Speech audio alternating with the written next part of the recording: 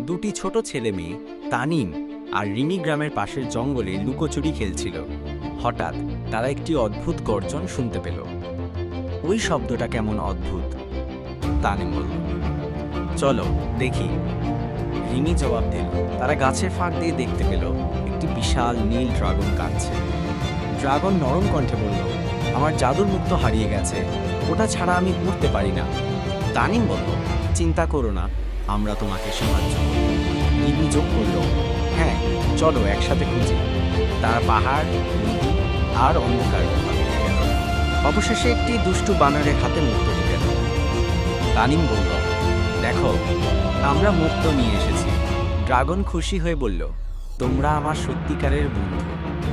Dragon আকাশে উড়ে গেল, রেখে গেল দুটি জাদুর পালক, যা দিয়ে যখন খুশি তাকে ডাকা যাবে।